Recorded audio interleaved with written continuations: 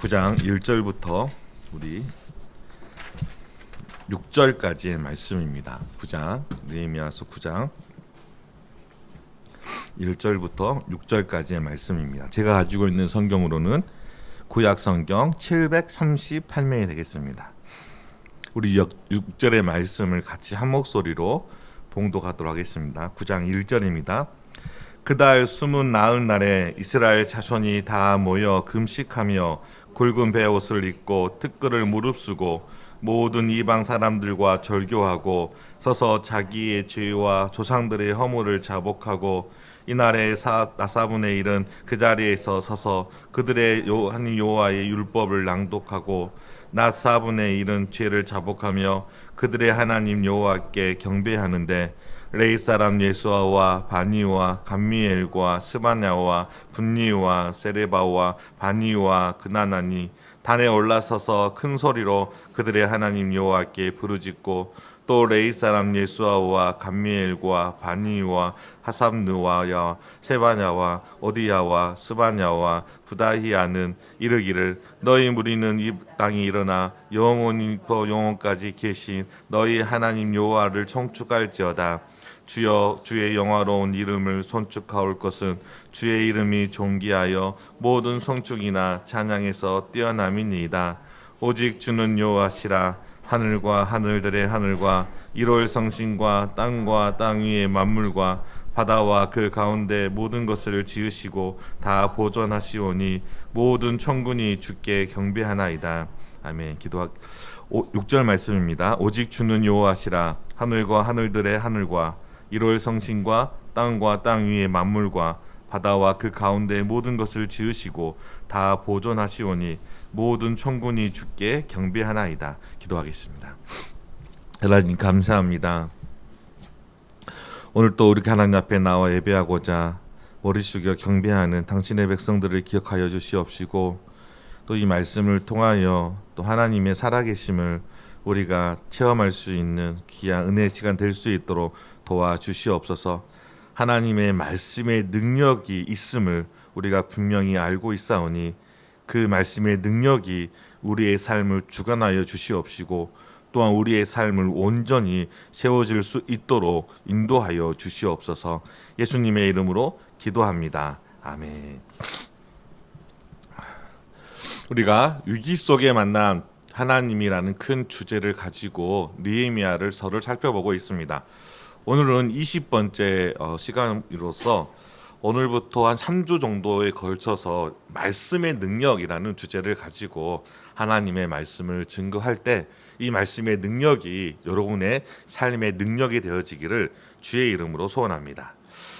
모든 일의 함에 있어서 가장 중요한 것은 많은 것들이 있겠지만은 그 가운데 하나가 바로 기초라고 생각이 되어집니다. 공부함에 있어서도 기초는 매우 중요합니다. 영어를 배우기 위해서는 영어의 가장 기본이 되어지는 알파벳을 알아야 그 영어에 대해서 읽고 쓰고 구조를 공부하는 것이 아니겠습니까? 학생들 중에서 수포자가 참 많은데 수학의 기초도 숫자를 알아야 되는 것이 당연하지만 수학에 있어서 가장 기본이 되어지는 기초는 아마도 사측 연산일 것입니다. 더하고 빼고 곱하고 나누는 것. 이것을 하지 못하면 수학에 어떤 것들을 할 수가 없게 되어지는 것이죠. 비단 공부뿐만이 아니라는 것이죠. 어떤 일의 함에 있어서도 이 기초를 제대로 해야지만이 언론을 제대로 해야지 우리가 그 일을 배울 수가 있지. 이 기초의 언론을 무시하면 아무것도 되지 않을 뿐더러 이룰 수조차도 없다는 것이죠. 제가 고3 때 부모님 몰래 전기학원에 들어갔어요. 전기학원에서 전기를 이렇게 배우는데 처음부터 전기를 만지는 것이 아니지 않겠습니까? 뭐예요? 이론을 배우죠. 이론을 통하여서 그 기초를 통하여서 충분히 습득한 다음에 그 다음에 실습을 해요. 그리고 실습을 통하여서 그것이 숙련되게 자기 몸에 맞춘 다음에 그때부터 이제 전기에 대한 자격증을 따는 거예요. 이처럼 모든 것에 있어서도 정말 중요한 것이 바로 이 기초라는 것입니다. 그래서 우리가 일이 더디 되어지는 것 같고 일이 안 되는 것처럼 느껴질 때에는 돌아가는 것처럼 보이지만 다시금 처음으로 돌아가서 기초부터 차근차근히 쌓아가야 한다는 것이죠. 느헤미야는 죽으면 아무런 소용이 없기 때문에 무너진 성벽으로 이스라엘 생명을 보존할 수밖에 없다는 그 사실을 알고 제일 먼저 했던 것이 바로 성벽을 건축하는 공사였습니다. 왜냐하면 성벽이 없으면 순간에 대적자들이 쳐들어와서 생명을 앗아가기 때문에 가장 지금 제일 먼저 필요한 것은 생명을 보존하기 위한 성벽을 지은 것이죠. 대적자들도 성벽에 세워지면 이제 쉽게 공격하여 피해를 줄 수 없기 때문에 성벽이 완성되어지는 날까지 끊임없이 이러한 느헤미야와 이스라엘의 원수들은 방해하고 괴롭혔던 것입니다. 그리고 이제 드디어 생명을 보존할 수 있는 성벽이 완성되어지자 이 느헤미야는 이스라엘이 이렇게 황폐해지고 그리고 원수들로 하여금 능력과 수치를 당할 수밖에 없었던 그 근본적인 이유가 무엇인지를 분명히 알고 있었던 것이죠. 그것은 무엇이냐면 신앙의 기초가 없었기 때문인데, 우리의 신앙의 가장 중요한 기초는 무엇이냐면 바로 하나님과의 관계라는 것입니다. 왜냐하면 하나님과 관계로 맺는 것이 우리가 살아가고 있는 그 모든 것들의 시작이 되기 때문인 것이죠. 그래서 느헤미야는 자신보다 이 일에 더 적합한 에스라를 세우고 그에게 모든 일을 맡깁니다. 그러니까 우리가 느헤미야서 1장부터 7장까지 읽어보면은 느헤미야가 주도적으로 성벽을 건축하거든요. 그런데 8장에 느닷없이 누가 나오냐면 에스라가 나와요. 왜 8장에 갑자기 에스라가 나왔을까요? 느헤미야는 이스라엘 백성들이 가장 무엇이 부족한지를 명확하게 알고 있었어요. 그래서 그 기초를 세우고자 바로 에스라를 청빙한 것이죠. 그러면 에스라의 무엇을 보고 이 에스라를 세운 것일까요? 에스라서 7장 10절에 보면은 에스라는 이미 여호와의 율법을 연구하여 준행하며 율례와 규례를 이스라엘에게 가르치기로 결심을 하였어요. 그러니까 에스라는 하나님의 말씀에 정통한 학자였던 것이고, 이 에스라도 자기의 조국을 위하여서 하나님의 말씀을 연구하고 준행하며 이 율례와 규례를 이스라엘 백성들에게 가르치기를 결심하였고, 이 결심에 따라서 아낙사스다 왕을 통하여 예루살렘으로 귀환하게 된 것이죠. 그리고 이 에스라를 예루살렘으로 보낸 아낙사스다 왕도 에스라 7장 25절에 보면은 에스라여 너는 내 손에 있는 내 하나님의 지혜를 따라 내 하나님의 율법을 아는 자를 법과 재판관을 삼아 강 건너편 모든 백성을 재판하게 하고 그 중 알지 못하는 자는 너희가 가르치라. 그러니까 이 아낙사스다 왕도 이스라엘에게 가르치기, 하나님의 말씀을 가르치기에 적합한 사람이 바로 이 에스라임을 누구보다도 잘 알고 있었던 것이죠. 그리고 에스라서에서 에스라를 어떻게 소개하고 있냐면 이스라엘에게 가르치기에 적합한 사람이 여호와의 계명의 말씀과 이스라엘에게 주신 율례 학자요, 학자 겸 제사장인 에스라라고 소개하고 있는 것이죠. 그러니까 어떻게 보면은 느헤미야는 이스라엘 백성들의 가장 부족한 부분들이 바로 하나님의 말씀이었고, 그리고 이 말씀을 가장 잘 가르치고 잘 훈련시킬 수 있는 사람이 에스라임을 분명히 알고 그를 세웠던 것이죠. 이처럼 느헤미야는 외부적으로 가장 시급하였던 성벽 재건을 마치자마자 에스라를 자신보다 앞장서게 한 이유는 그가 하나님의 말씀이 가지고 있는 능력을 알았기 때문인 것입니다.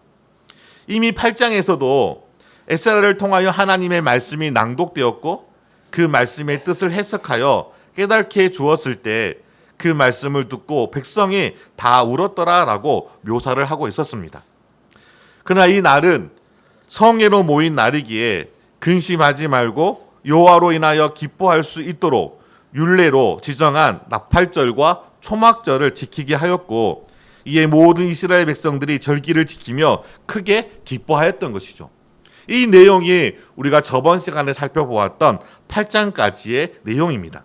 그리고 마지막에 보면은 8장 마지막 절에 보면은 계속해서 그 절기의 첫날부터 마지막 끝날 때까지 그들은 하나님의 율법 제국을 난독하였다라고 기록하고 있습니다. 그러자 놀랍도록 이스라엘 백성은 이 하나님의 말씀의 능력을 경험하게 되어지는 것이죠. 그들이 이 말씀을 통하여 어떤 하나님의 능력을 경험하였을까요? 그것은 바로 이 느헤미야가 의도했던 바였던 것입니다. 왜냐하면 이스라엘 백성과 하나님과의 관계가 신앙의 기초가 되어지고 그 관계를 올바르게 하기 위해서는 하나님의 말씀의 능력을 경험해야 했기 때문인 것입니다. 우리도 마찬가지겠죠. 우리가 하나님 안에서 우리의 신앙을 견고하게 세우기 위해서는 무엇보다도 하나님의 말씀의 능력을 경험해야 한다는 것입니다. 그 말씀의 능력으로 우리와 하나님과의 관계가 깨어졌던 그 관계를 회복할 수가 있고, 그 말씀의 능력으로 우리가 하나님의 자녀로서 이 땅을 살아갈 수가 있다는 것이죠. 그렇다면 오늘 본문에서 이 이스라엘이 경험한 하나님의 말씀의 능력은 무엇이었을까요? 첫 번째로는 하나님의 말씀은 자기 자신이 누구인지를 분명하게 알려준다는 것입니다. 하나님의 말씀은 내가 누구인지를 명확하게 알게 해주는 것이죠. 인간이 누구인지 끝없는 질문을 이 세상에서 사람들은 던졌습니다. 철학이라든가 과학이라든가 의학을 통하여 인간이 누구인지에 대하여 끊임없이 질문을 던졌고, 인간이란 존재는 이러한 존재다라고 결론을 내리기를 시도하였지만은 아직까지도 인간에 대하여서 정확하게 말할 수 있는 철학이나 과학이나 그런 의학은 있지 않습니다. 인간이 누구인지 파편적으로는 알려줄 수 있겠죠. 그러나 본질적으로, 근원적으로 인간이 누구인지 이 세상에 가지고 있는 학문들을 통하여 알지 못했던 것입니다. 지금도 마찬가지죠. 지금도 인간에 대하여서 끊임없이 탐구하지만 그 탐구하는 그 모든 것들이 인간에 대하여서 알려주지 않는다는 것입니다. 느헤미야는 하나님과 함께 온 사람들을 통하여 유다와 예루살렘이 큰 환난을 당하였고 능력을 받으며 예루살렘 성은 허물어지고 성문들이 불탔다는 소식을 들었을 때 수일 동안 울고 슬퍼하며 하나님 앞에 금식하고 기도하였습니다. 그리고 1장 6절에서 7절 말씀에 보면 이제 종이 주의 종들인 이스라엘 자손을 위하여 주야로 기도하오며 우리 이스라엘 자손이 주께 범죄한 죄들을 자복하오니 주는 귀를 기울이시며 눈을 여시사 주의 기도를 들으시옵소서. 나와 내 아버지의 집이 범죄하여 주를 향하여 크게 악을 행하여 주께서 주의 종 모세에게 명령하신 계명과 율례와 규례를 지키지 아니하였나이다 라고 이야기해 주고 있습니다. 그러니까 느헤미야는 하나님의 말씀의 능력을 경험한 사람이었고, 이 말씀의 능력을 쫓아서 이 이스라엘 백성들의 가장 심각한 문제가 바로 죄라는 사실에 대하여 알고 있었던 것이죠.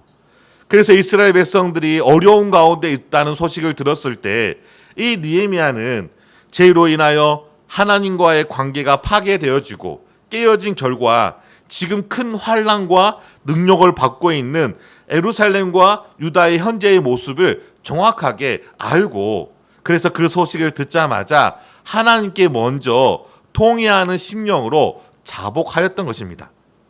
그런데 문제는 이와 같이 죄로 인하여 고통과 비참한 가운데 있다는 사실뿐만이 아니라 그 원인이 자신의 죄라는 사실을 알지 못했던 것이죠. 그래서 하나님이 선지자들을 이스라엘 백성들에게 지속적으로 보내주셨지만, 그리고 그 이스라엘 백성들을 향하여 선지자를 통하여 그들의 죄와 비참함에 대하여서 끊임없이 경고하였음에도 불구하고 그들은 그 소리를 무시하였을 뿐만이 아니라 더 깊은 죄악을 범했던 것입니다. 이사야서 55장 6절과 7절 말씀에 너희는 여호와를 만날 만할 때에 찾으라. 가까이 계실 때에 그를 부르라. 악인은 그의 길을, 불의한 자는 그의 생각을 버리고 여호와께 돌아오라. 그리하면 그가 긍휼히 여기시리라. 우리 하나님께 돌아오라. 그가 너그럽게 용서하리라. 에레미야서 3장 12절 말씀에서도 너는 가서 북을 향하여 이 말을 선포하여 이르라. 여호와께서 이르시되 배역한 이스라엘아 돌아오라. 나의 노한 얼굴을 너에게로 향하지 아니하리라. 나는 국률이 있는 자라 노를 한없이 풀지 아니하시나니 여호와의 말씀입니다. 그리고 4장 1절에서도 여호와께서 이르시되 이스라엘아 내게 돌아오거든 내게로 돌아오라. 내가 만일 나의 목전에서 가증한 것을 버리고 내가 흔들리지 아니하며. 하나님은 끊임없이 이스라엘 백성들을 향하여 돌아오라라고 말하고 있는 것이죠. 죄악과 그 죄의 비참함과 고통 속에서 돌아오기를 끊임없이 선지자들 통하여서 우리에게 경고하고 있었던 것입니다. 이렇게 목에 핏대를 세우고 끊임없이 외쳐대어도 심지어는 자신의 삶을 통해 하나님의 사랑을 보여주어도, 무엇을 말씀하냐면 호세아는 직접적으로 하나님이 우리를 어떻게 사랑하시는지 이 호세아로 하여금 음녀와 결혼하여 그 결혼 생활을 우리에게 보여주므로 그 죄악으로부터 돌아오기를 우리에게 간절한 목소리로 외쳤던 것이죠. 그래서 호세아서 14장 1절에서 2절에서도 이스라엘아 내 하나님 여호와께로 돌아오라. 내가 불의함으로 말미암아 엎드려졌느니라. 너는 말씀을 가지고 여호와께로 돌아와서 아뢰기를 모든 불의를 제거하시고 선한 바를 받으소서. 그럼 이렇게 선지자가 말씀뿐만이 아니라 선지자의 삶을 통하여서 하나님이 어떤 분이신지를 보여줌에도 불구하고 그들은 자신이 악한 자라는 사실, 하나님 앞에서 심각한 죄인이라는 사실을 알지도 깨달지도 못한 채 살아갔던 것입니다. 자기 자신이 이처럼 누구인지 알지 못하는데 어떻게 우리가 안정적인 삶을 살아갈 수가 있겠습니까? 세상의 그 무엇으로도 이처럼 인간이 어떠한 존재인지를 명확하게 알려주지 않습니다. 고통의 원인이 무엇이고 자기 지금 마음속에 염려와 근심과 불안하고 있는 그 이유들이 세상에서는 이 세상의 자원들을 가지지 못해서 너희가 불안하고 너희가 마음에 근심이 있다라고 이야기해 주고 있는 거예요. 청년들에게는 이 세상을 호령할 수 있는 능력이 부족하기 때문에 어떻게 하시든지 그 능력, 스펙을 쌓다 보면은 너희들이 이 세상에서 호령하며 평안하게 살 수 있다라고 가르치고 있는데 그 모든 것들은 절대적인 사실이 아니라는 거예요. 만약에 세상에 가르치고 있는 바처럼 우리 인간의 그런 본질적인 행복과 그런 만족함이 세상에 주어지는 것들로 있다고 한다면 아마 이 세상에 존재하는 그 어떤 사람도 만족하며 평안할 수가 없을 것입니다. 왜냐하면 우리의 영혼의 깊은 심령은 이 세상에 있는 모든 것을 다 가지고 채운다고 할지라도 우리의 영혼에 구멍난 그 깊은 그 심연 속으로 채울 수 있는 것은 존재하지 않기 때문인 것이죠. 아마 전 세계가 가지고 있는 모든 부를 다 가지고 전 세계 각 나라의 지도자들이 누리고 있는 그런 특권과 권력을 다 가진다고 한다 할지라도 그 사람이 만족할까요? 결코 그러한 권력과 그러한 것들로 만족할 수 없다는 것입니다. 그게 바로 인간의 비참함이자 고통이라는 것이죠. 그러니까 세상의 그 무엇으로도 인간이 어떠한 존재인지를 결코 알려주지 못하기 때문에 이 땅에 살아가는 한 인간은 불안할 수밖에 없고 이 땅에 살아가는 한 인간에게는 참된 안식을 누릴 수가 없다는 것이죠. 오직 하나님의 말씀만이 우리가 어떠한 존재인지를 분명히 알려준다는 것이죠. 그래서 느헤미야는 이 하나님의 말씀에 정통한 에스라를 세워서 이스라엘로 하여금 이 말씀의 능력으로 개혁을 일으킨 것입니다. 이 말씀을 들었을 때 이미 8장 9절의 말씀처럼 백성이 율법의 말씀을 듣고 다 울었습니다. 그런데 이때는 성일이라 기쁜 날이라 슬퍼하지 않았고 기뻐해야 했기 때문에 그들은 하나님이 주신 그 성회로 모든 것들을 누리며 기뻐하였던 것이죠. 그런데 계속해서 하나님의 말씀은 듣게 되었고 이제 9장 1절에 나와 있는 것처럼 그달 수문 나은 날 이날은 초막절, 그러니까 8장에서 그들이 기쁘게 지켰던 이 초막절이라는 절기를 마치고 이틀이라는 시간이 지난 후였습니다. 오랜 시간의 절기를 지켜야 했고 또 그 절기를 통해 이스라엘 백성들은 큰 기쁨을 나누고 누렸습니다. 그리고 이제 절기가 다 끝나고 이틀 후에 이제 편안히 집으로 돌아가서 그들이 이제 성벽을 완전하게 지었기 때문에 이제 더 이상 적의 침략으로부터 자신을 지킬 수 있는 그 성벽이 완성되었기 때문에 일상으로 돌아가 멈추었던 일상의 일들을 하면서 평안하게 살아갈 수 있었을 것입니다. 그런데 이스라엘 백성들이 초막절이 지나고 이틀이 지났음에도 불구하고 자기의 각자의 집으로 돌아가지 않고 다 모여서 뭘 하고 있습니까? 하나님의 말씀을 듣고 회개하였다라고 기록하고 있습니다. 자, 이스라엘 백성들이 왜 다 돌아가지 않고 다 모였을까요? 아마 이스라엘 백성들은 이 하나님의 말씀을 듣고 다시 이런 식으로 일상생활로 돌아가서는 안 된다고 생각했던 것 같습니다. 이렇게 말씀을 듣고 나니까 자기 안에 베푸신 하나님의 은혜를 경험하고 나니까 지금까지 살아왔던 모든 것이 죄가 아닌 것이 없었고 또 조상들이 한 것들 중에서 죄가 아닌 것이 없었으며 아직도 하나님 앞에서 해결받아야 할 죄들이 너무나도 많았기 때문이다라고 생각했던 것이죠. 그래서 그들이 다 모여서 한 행동들이 무엇이었습니까? 금식을 하며 굵은 베옷을 입고 티끌을 무릅쓰고 자신의 입술을 열어서 하나님 앞에 회개하였다라고 기록하고 있습니다. 거기에만 머무르는 것이 아니라 지금까지 이방 사람과 통혼하며 그들의 자녀들을 낳았으며 이방 사람들이 행하였던 가증한 것을 따라 살았다면 이제부터는 모든 이방 사람들과 절교하겠고 그리고 모든 이스라엘이 서서 자기의 죄와 조상들의 허물을 자복하게 된 것이죠. 그리고 3절에 보니까 이 날에 낮 4분의 1은 제자리에서 서서 그들의 하나님 여호와의 율법책을 낭독하고 낮 4분의 1은 죄를 자복하며 그들의 하나님 여호와께 경배하였다라고 기록하고 있는 것이죠. 낮의 4분의 1이라는 것은 12시간의 4분의 1, 곧 3시간을 말하는 것이죠. 그러니까 3시간 동안 하나님의 말씀을 듣고 그 말씀을 깨달으며 남은 3시간 동안은 하나님 앞에 자복했다는 것이죠. 그러니까 6시간의 말씀 동안에 그들은 하나님의 말씀을 듣고 회개하는 시간으로 정하였다라고 성경은 우리에게 교훈해주고 있습니다. 이처럼 말씀을 통하여 이스라엘 백성들은 자신의 현재 상태가 어떠한지를 깨닫게 된 것이죠. 그래서 하나님 앞에 자기의 죄뿐만이 아니라 조상들의 허물까지 자복하였던 것입니다. 말씀은 이처럼 우리가 하나님 앞에 죄인이라는 사실을 깨닫게 해줍니다.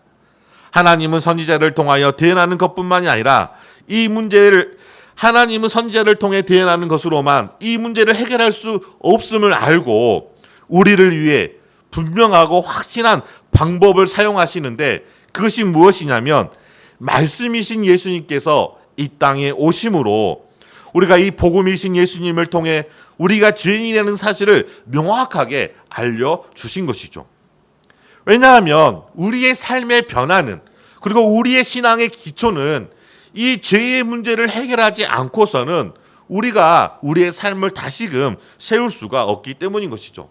그래서 선지자를 통하여서 끊임없이 우리의 죄악과 우리가 죄인이라는 사실을 지적하고 있었다면 이것으로 안 되니까 하나님은 최후의 수단으로 하나밖에 없는 자기의 아들 예수 그리스도, 말씀이신 예수 그리스도께서 이 땅에 오셔서 그 복음을 통하여 우리가 죄인이라는 사실을 명확하게 보여주신 것이죠. 예수님이 십자가에 못 박혀 죽으신 것은 자신의 죄가 아니라 명백한 우리의 죄 때문이고 그 죄를 대신 감당하기 위하여 우리의 중보자로 이 땅에 오셨던 것입니다. 이 죄의 문제를 왜 중요하게 성경에서는 다루고 있을까요? 그것은 바로 죄의 문제를 해결하지 않고서는 하나님과의 관계를 회복할 수가 없기 때문인 것이죠. 우리의 신앙의 모든 것들이 하나님과의 관계로부터 시작된다라고 제가 말씀의 서두에서 여러분들에게 이야기해 주었습니다. 이 하나님과의 관계를 시작하기 위해서 하나님과 우리의 사이를 가로막고 있는 이 죄의 문제를 해결하지 않고서는 결코 우리가 하나님과 온전한 관계를 회복할 수가 없기 때문인 것이죠. 그런데 이 죄가 나의 죄이고 지금도 끊임없이 이 죄를 나는 양산하며 살아가고 있는 악한 자임을 나 스스로 절대 알지 못하기 때문에 하나님과의 관계는 여전히 깨트려진 그 관계 속에서 우리가 지속적으로 살아갈 수밖에 없다는 것입니다. 그런데 이 말씀은 우리의 죄 때문에 하나님과의 관계가 깨트려졌을 뿐만이 아니라 우리의 죄로 인하여 지금 우리가 이 땅에서 고통과 비참한 가운데 멸망을 향하여 살아가는 존재임을 깨닫게 준다는 것이죠. 그래서 끊임없이 우리는 이 하나님의 말씀의 능력을 체험해야 한다는 것입니다. 사무엘상을 시작하면서 엘리야와 그의 아들의 악행으로 인하여 모든 문제들이 발생하게 되어지는데 그 이유에 대하여 사무엘상 3장 1절에 다음과 같이 말씀합니다. 아이 사무엘이 엘리야 앞에서 여호와를 섬길 때에는 여호와의 말씀이 희귀하여 이상이 흔히 보이지 않았더라. 여호와의 말씀이 희귀하여 이상이 흔히 보이지 않았기 때문에 하나님의 분명한 말씀의 능력을 경험하지 못하는 제사장조차도 어떻게 합니까? 악행을 행할 수밖에 없다는 것입니다. 북이스라엘이 멸망하였고 이제는 남유다마저도 멸망할 수밖에 없는 그 상황 속에 있을 때 이스라엘의 마지막, 그러니까 멸망한 왕들 말고 이스라엘 마지막 왕으로서 이스라엘을 개혁시킨 왕이 있는데 그 왕이 요시야였습니다. 이 마지막으로 요시야 왕을 통해 이스라엘을 개혁이 일어나는데 그 개혁의 시작이 무엇인지 아십니까? 바로 여호와의 성전을 공차하면서 한 권의 율법책을 발견하게 되어져요. 이 율법책을 통하여서 이 이스라엘의 대대적인 개혁이 일어나게 된 것이죠. 그래서 히브리서 기자는 히브리서 4장 12절에서 13절 말씀에 다음과 같이 우리에게 교훈합니다. 우리 히브리서 4장 12절 13절 말씀을 같이 한번 봉독하겠습니다. 12절입니다. 하나님의 말씀은 살아있고 활력이 있어 좌우의 날선 안 쳤었어요? 네, 계속 안 보지네요. 하나님의 말씀은 살아있고 활력이 있어 좌우의 날선 어떤 곰보다도 예리하여 홍과 영과 및 관절과 골수를 찔려 쪼개기까지 하며 또 마음의 생각과 뜻을 판단하나니 지으신 것이 하나도 그 앞에 나타나지 않음이 없고 우리의 결산을 받으실 이에 눈앞에 만물이 발가벗은 것 같이 드러나느니라. 그러니까 하나님의 말씀의 능력에 대해서 우리에게 설명해 주고 있어요. 하나님의 말씀은 마음의 생각과 뜻을 판단한다는 거예요. 그리고 우리의 그 모든 것들이 발가 벗겨진다는 것이죠. 이처럼 하나님의 말씀은 살아있어서 우리의 마음의 생각과 뜻을 판단하실 뿐만이 아니라 만물이 벌거벗은 것처럼 우리의 죄악들이 만연하게 드러내 보이게 한다는 것입니다. 그래서 우리가 말씀 앞에 섰는데 통회하는 심령이 없다면, 말씀 앞에 섰는데 자복하는 그 마음이 없다면, 그리고 우리가 말씀 앞에 섰는데 지금까지 자신의 상태가 죄와 비참한 가운데 있음을 보지 못한다면 그 사람은 온전히 말씀 앞에 선 것이 아니라는 거예요. 이 시대는 어떻게 보면은 정말로 말씀의 홍수 속에서 살아가고 있어요. 왜냐하면 지금도 우리가 인터넷이라든가 뭐 핸드폰을 통해서 TV 채널을 통해서 지금도 우리의 심령을 울리고 감동을 주는 정말로 탁월한 설교자들을 만날 수가 있어요. 아마 우리나라뿐만이 아니라 전 세계적으로 정말로 수천 명, 수만 명의 심금을 울리고 삶을 변화시키는 그런 탁월한 설교자들의 그 설교들을 지금 이 자리에서도 우리가 들을 수가 있어요. 저도 종종 많은 설교자들의 설교를 듣거든요. 저에게 이렇게 영향력을 끼쳐 주었던 그런 설교자들의 그 설교들을 또 뭐랄까 제 마음에 어떤 완악해진 부분이 좀 있다라고 생각되어지면 그분의 설교를 듣거든요. 그만큼 우리는 설교의 홍수 속에 살아가고 있습니다. 그런데 세상은 어떻습니까? 오히려 더 많은 그리스도인들이 힘을 잃어버린 채 약한 그리스도인의 모습으로 살아가고 있다는 것이죠. 자 보십시오. 말씀은 너무나도 좋은 말씀, 너무나도 탁월한 말씀이 끊임없이 쏟아져 나옴에도 불구하고 여전히 그리스도인들이 이와 같이 그 말씀의 능력을 힘입어 이 세상을 강력한 하나님의 말씀의 능력으로 변화시키기보다는 오히려 더 이 세상에 삼켜진 바 되어서 세상이 흘러가는 대로 따라 살아가는 많은 그리스도인들이 양상되어지는 그 이유가 무엇일까요? 그것은 말씀 앞에 온전히 서지 못하였기 때문인 것이죠.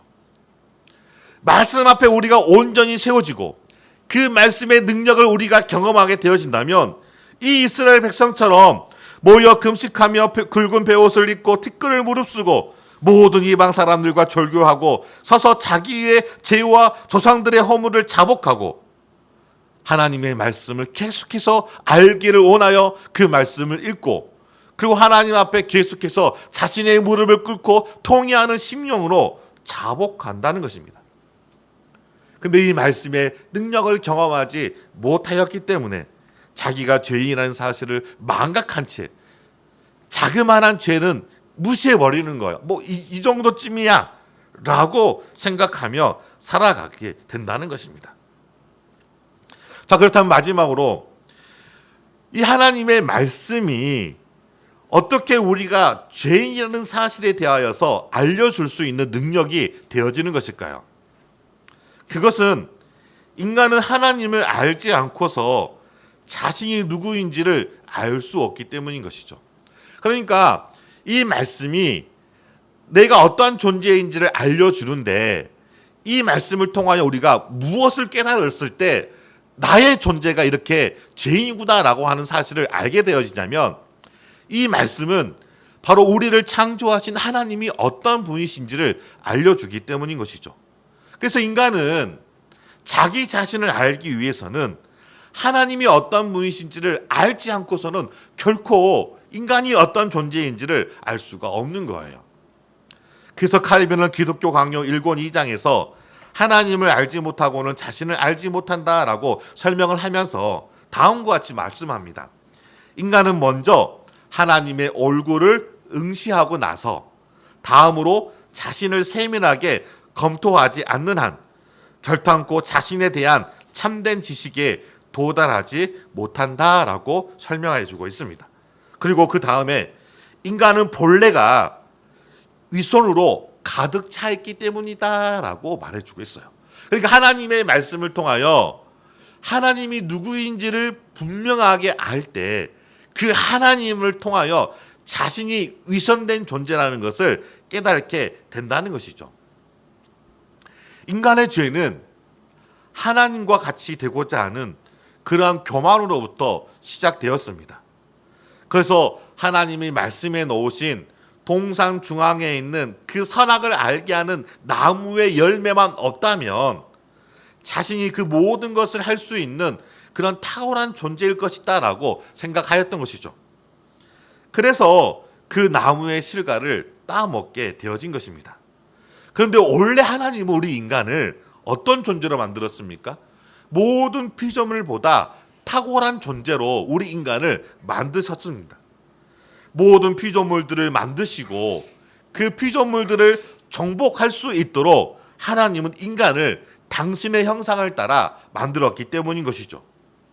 그래서 하나님은 인간의 존재됨이 바로 이와 같이 하나님이 하신 그 말씀 앞에 섰을 때 마치 동산 중앙에 선악을 알게 하는 나무에 섰을 때 자신의 피조물이고 하나님의 말씀에 순종해야 하지만이 진정한 평안과 그런 행복을 누릴 수 있는 존재라는 것을 알게 되어지는 것처럼 이 하나님의 말씀을 치워버리면 더 이상 자신이 하나님 앞에 설 필요가 없이 자신이 하나님이 이 자리를 대신할 수 있을 것이다 라고 생각하였던 것이죠. 그래서 하나님의 말씀에 불순종하고 그 선악의 열매를 따먹게 되어진 것입니다. 그래서 하나님과의 관계가 깨트려지고 이제는 인간이 모든 것을 할 수 있는 것처럼 생각되어졌지만 결국 그 관계에 깨트려짐으로 인하여 인간이 가지고 누릴 수 있는 그 모든 자원들이 부족하게 되어지고 하늘로부터 오는 신령한 자원들이 없기 때문에 결핍투성이의 삶을 살아갈 수밖에 없게 되어진 것입니다. 그리고 이 땅의 그 어떠한 피조물을 통해서 자신이 죄인이라는 사실을 알 수 없는 그러한 존재가 되어진 것이죠. 도덕적이고 윤리적인 판단을 뛰어나게 한다 하더라도 어떤 피조물이 인간의 악함을 증거할 수 있으며 인간이 악한 사람임을 나타내 보일 수가 있겠습니까? 사회마다 규칙과 규범이 있어서 이에 위반할 시 그에 따른 처벌을 받는다고 하더라도 그 절대 기준이 되는 그 법에 대해서 말할 수 있는 사람은 한 명도 없다는 것이죠. 왜냐하면 하나님의 최고의 선, 하나님의 거룩하심을 우리가 접하지 않고서는 인간이 자기 자신에 대하여 생각하는 바 의롭고 바르고 현명하고 거룩하다라고 생각하기 때문에 이러한 자신의 교만은 더욱더 자신 안에 있는 불의와 더러움과 어리석음과 불결함을 보지 못하기 때문인 것입니다. 비교할 수 있는 대상이 없기 때문에 인간은 더욱더 절망의 늪에 빠질 수밖에 없다는 것이죠. 그리고 이 세상에 존재하는 그 모든 것으로 인간은 결코 인간의 선, 인간의 정의, 인간의 거룩함, 인간의 그 어떤 바름을 기준할 수가 없는 거예요. 오직 하나님만이 우리에게 주신 이 잣대를 통하여서 나라는 존재가 어떠한 존재인지를 깨달을 수가 있다는 것입니다. 그래서 하나님은 계시를 통하여서 자신이 누구인지를 분명히 알 수 있도록 주신 것이 바로 하나님의 말씀이라는 것이죠. 그리고 이 하나님의 말씀을 통하여 하나님의 절대적인 의와 거룩함을 우리가 경험할 때 비로소 자신의 비참함을 우리가 정확하게 알 수가 있다는 것입니다. 야구를 잘하는 선수는 자기보다 그 야구를 더 잘하는 사람을 볼 때 자기의 부족함을 발견하고 더 훈련에 매진하게 되어지는 것이죠. 자기보다 더 잘하는 사람이 많이 있음에도 불구하고 그 사람을 보지 못한다면 우물 안에 갇힌 개구리 마냥 자신이 최고로 잘한 것처럼 그렇게 생각하며 교만 가운데 빠지게 되어지는 것이죠. 그러다가 자기보다 뛰어난 타자를 만나서 홈런을 맞거나 아니면 많은 점수를 내어주게 되어졌을 때 그는 비로소 자신의 약함을 깨닫게 되어지는 것이죠. 이처럼 하나님의 말씀을 통하여 하나님이 어떤 분이신지를 우리가 경험하게 되어졌을 때 그 하나님 앞에서 내가 어떠한 존재인지를 발견할 수가 있다는 것이죠. 그래서 말씀을 듣고 깨달을수록 우리는 하나님이 누구이신지 우리로 하여금 알게 하시고 그리고 우리로 하여금 올바르게 하나님을 찾고 부르짖으며 경배하도록 만드는 것이었습니다. 그래서 말씀을 듣고 하나님을 찾은 이스라엘 백성들은 하나님 앞에 자복하였습니다. 그리고 여호와 하나님 앞에 경배하였습니다. 그리고 큰 소리로 그들의 하나님 여호와께 부르짖었습니다. 주의 영화로운 이름을 송축하며 찬양하게 된 것이죠. 그 6절에 주는 여호와시며 하늘들의 하늘과 일월 성신과 땅과 땅 위의 만물과 바다와 그 가운데 모든 것을 지으시고 다 보존하시는 만군의 여호와 하나님이심을 찬양하였던 것입니다. 이처럼 말씀은 하나님을 명확하게 우리에게 알려주어서 우리로 하여금 하나님 앞에 온전히 나아갈 수 있도록 우리를 인도해 주시는 것이죠. 인간의 고통은 이와 같이 말씀을 통하여 하나님께 나아가는 그 방향을 잃어버렸기 때문인 것입니다. 그 길이 사망의 음침한 골짜기라는 사실을 알았더라면, 그 길이 낭떠러지의 길이라는 것을 알았더라면 그 어떤 사람이 그 길을 걸어가겠습니까? 참된 진리의 길을 잃어버렸기 때문인 것이 아니겠습니까?